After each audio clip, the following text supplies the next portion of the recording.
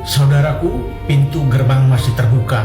Jangan sampai kamu tertinggal karena dosa-dosamu. Selama kamu masih lihat video ini, Tuhan masih mengasihimu, Tuhan masih mengulurkan tangan untuk kamu.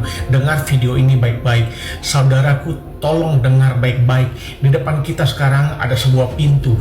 Pintu itu emas, pintu itu terang, pintu itu bernama surga dan pemiliknya namanya Yesus Kristus. Dan kabar baiknya pintu itu masih terbuka ketika video ini lewat beranda kamu nonton. Jangan kamu skip dan scroll. Tapi kabar buruknya pintu itu akan tertutup selama-lamanya jika kamu tidak bertobat.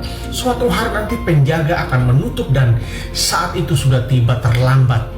Tidak bisa lagi ditarik waktu, tidak bisa dikembalikan waktu. Kenapa banyak orang tertinggal?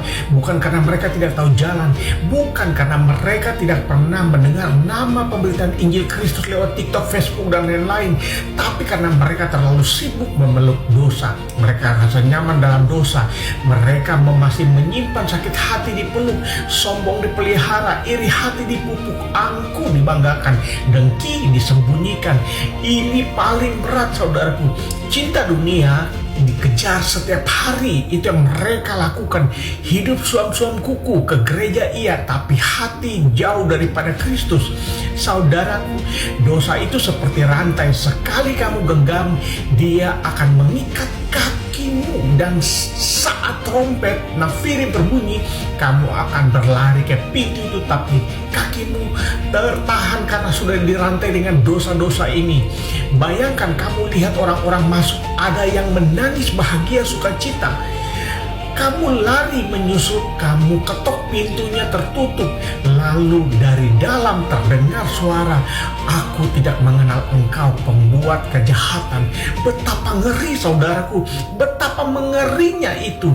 Bukan karena Tuhan kejam kepada kamu, tapi karena selama hidup kamu sudah mendengarkan, kamu menolak kebenaran firman Tuhan. Sudah banyak kamu lihat di TikTok, kamu dengar untuk seruan pertobatan, kamu lalai.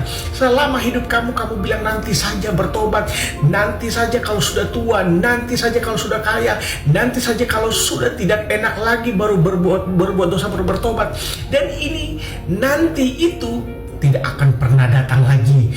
Pintunya masih terbuka hari ini berbeda. Saudaraku, mari bertobat, saudaraku. Ini sangat berbeda, saudaraku, situasinya. Pintu masih terbuka, saudaraku. Hari ini ketika kamu nonton, ambil keputusan. Saudaraku, hari ini pintu itu masih terbuka lebar-lebar. Jangan tunggu lagi. Tangan itu sedang mengulur kepadamu. Tangan pengampunan itu masih tersedia untuk kamu. Kasih itu masih memanggil namamu hari ini lewat pemberitaan Injil ini. Tuhan tidak tanya masa lalumu. Dia tidak tanya mau atau tidak kamu lepaskan. Dia cuma mau kamu itu diselamatkan. Dia bilang, "Anakku, lepas dosa itu." Mau atau tidak kamu buang kebencian itu segera. Mau atau tidak kamu hancurkan keangkuhan itu segera. Mau atau tidak kamu harus berhenti cinta dunia dan mulai sekarang cinta salib Kristus, hidup dalam pertobatan. Saudaraku, saya tidak tahu berapa lama lagi pintu itu terbuka untuk kamu. Kematian bisa saja terjadi kapan saja kepada diri kamu dan diri saya. Jangan tunggu sampai kamu berdiri di luar menatap pintu dan sudah tertutup sambil berteriak menyesali. Tidak ada guna. Pilih hari ini. Pilih hari ini, lepaskan dosamu, buka hatimu, masuklah. Karena pintu gerbang surga masih terbuka untuk dirimu dan diriku. Kalau kamu dengar pemberitaan Injil pertobatan ini dari misionaris Kristus, kalau kamu dengar suara ini dan hatimu terguncang, itu tandanya Roh Kudus sedang mengetok pintu hatimu. Jangan keraskan hatimu, saudaraku. Ambil keputusanmu hari ini juga, sekarang juga. Jangan tunda-tunda lagi, saudaraku.